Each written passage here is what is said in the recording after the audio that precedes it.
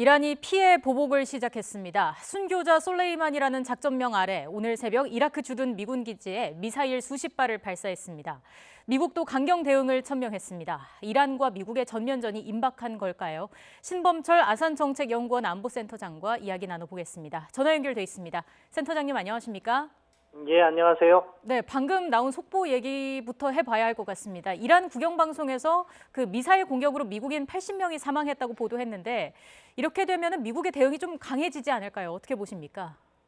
예, 만약에 이란의 발표대로 80명의 미군이 사망했다고 하면 이건 사실상 전면전으로 가는 길인 거죠. 네. 다만 미 측에서는 그것을 갖다가 확인하지 않고 트럼프 대통령이 얼마 전에 트위터를 이렇게 했는데 거기에는 so far so good, 그러니까 지금까지 뭐 큰 피해는 없다는 식으로 이야기를 했기 때문에 네. 미국의 공식 집계 발표 내용을 한번 확인한 다음에 전망하는 것이 더 좋을 것 같아요. 그럼 이게 이란의 주장이 좀 부풀려졌을 가능성도 있다고 보시는 건가요? 예, 그렇죠. 결국 이것도 전쟁과 함께 심리전이 동반되는 거잖아요. 그래서 네. 자신들의 전과를 크게 확대하는, 과장하는 측면도 있기 때문에 실질적인 피해 상황은 조금 더 기다려서 정확한 통계를 보는 것이 향후 정세를 바라보는데 조금 더 바람직할 것 같습니다. 예, 아무쪼록 미국 측의 공식 발표도 좀 기다려봐야 할 것 같습니다.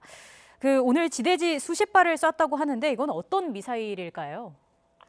이란의 사하브 미사일이 있어요. 나름대로 자기들이 독자적으로 개발한 미사일이 있는 거고요. 네. 다만 만약에 실질적으로 80명에 달하는 인명피해가 났다면은 전통적인 미사일보다는 저고도로 비행하는 작년에 북한이 실험한 이스칸데르 미사일이라든가 신형 미사일일 가능성도 있다. 예. 왜냐하면 미군 기지에는 패트리어트 미사일, 그러니까 요격 미사일, 방어 미사일이 배치되어 있거든요. 예. 그게 제대로 작동하지 못했다는 것을 의미하기 때문에 그 과정도 조금 더 지켜볼 필요가 있다고 생각합니다. 예. 이란의 무기 수준은 어느 정도인 건가요?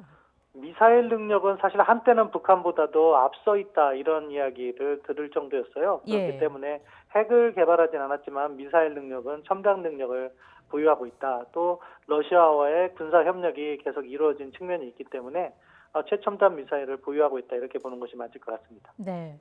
이란이 특히 두 곳에 집중 타격을 했는데 아인 알 아사드 공군 기지 그리고 에르빌의 군 기지입니다. 이 두 곳은 어떤 곳인지 설명을 좀 해주시죠. 예, 각각 미국의 전략적 요청지인 거죠. 에르빌에 있는 것은 쿠르드족과 이렇게 관련이 있고 또 이란에 아주 가깝게 위치한 거고요. 아인 아사드 공군기지는 바그다드의 서쪽이기 때문에 이란으로부터는 약간 떨어져 있지만 전략적으로 가장 중요한 공군기지예요. 그렇기 때문에 이란도 그 두 곳을 갖다가 타겟으로 해서 공격을 했다 이렇게 평가할 수 있겠습니다. 전략적으로 미군이 좀 큰 타격을 입을 만한 곳이다 이렇게 볼 수 있는 거군요. 그렇죠. 핵심 시설이라고 보시면 될 것 같아요. 미군은 솔레이만이 이란 혁명수비대 사령관을 공격한 걸 두고 수일 내에 공격 징후가 있었다, 불가피했다 이런 점을 좀 강조하고 있지 않습니까? 예, 그건 일종의 이제 예방적 자위권을 행사했다는 법적인 명분 때문에 그런 건데요. 네. 그러한 근거 없이 공격을 했을 경우에는 국제법 위반 행위가 되잖아요. 따라서 지금 미국이 내고 있는 명분은 두 가지예요. 12월 27일에 미군 기지 공격이 있어서 미군이 사망한 사건의 배후에 솔레이마니가 있다. 그리고 네. 솔레이마니는 추가적으로 미군을 공격할 계획을 가지고 있다 하면서 자신들의 행위가 자위권이라는 것을 갖다가 내세우는 거죠. 그럼 혹시 트럼프가 대선을 앞두고 무리했을 가능성은 없을까요? 음모론적 시간이지만 그 가능성 있다고도 이렇게 볼 수 있는 것인데요. 예. 굳이 이 시점에서 왜 솔레이마니 같이 어떻게 보면은 중요한 인물을 이렇게 살해했을까 하는데 의문이 제기되는 거죠. 가만히 놔뒀어도 이 상황을 안정화시킬 쪽으로 갈져갈 수 있는데 이 사람을 살해함으로 해서 중동 상황은 걷잡을 수 없는 혼란 쪽에 빠져든다. 그럼 이것이 트럼프 대통령의 국내 정치적 셈법이 작용한 것이 아닐까 하는 의혹은 제기되고 있다고 봅니다. 예. 자, 그리고 이란은 미국에 대한 보복 시나리오가 13개 있다 이렇게 경고하기도 했는데 앞으로 어떤 공격들이 남아있다고 예상해 볼 수 있을까요? 이제 공격 수단이야 다양할 거예요. 지금과 같은 직접적인 미사일 공격도 있을 것이고요. 해상 봉쇄도 있을 것이고 테러 같은 것도 있을 것이고 네. 또는 시설이라든가 이런 것을 파괴하거나 이런 부분도 있기 때문에 이란도 미국을 괴롭힐 수단은 상당하다. 다만 지금 이란이 택한 것은 직접적인 미사일 공격이기 때문에 어떻게 보면은 현명하지 못한 측면이 있어요. 이렇게 되면은 미국의 대량 보복이 가능하거든요. 네. 이제 미국이 이란 본토에 대해서 공격을 하더라도 이란과 같은 경우에는 그 행위 자체를 불법이라고 하기가 어려운 상황까지 이어졌어요. 왜냐하면 미군 기지에 대한 직접적인 미사일 공격을 했기 때문에. 따라서 이란도 나름대로 상당히 과감한 공격을 했는데 예. 그렇기 때문에 앞으로 상황이 상당히 우려스럽습니다. 그렇기 때문에 지금 트럼프 대통령이 조만간 발표하게 될 성명서에 이목이 집중이 되는 것 같은데 어떤 내용이 담길까요?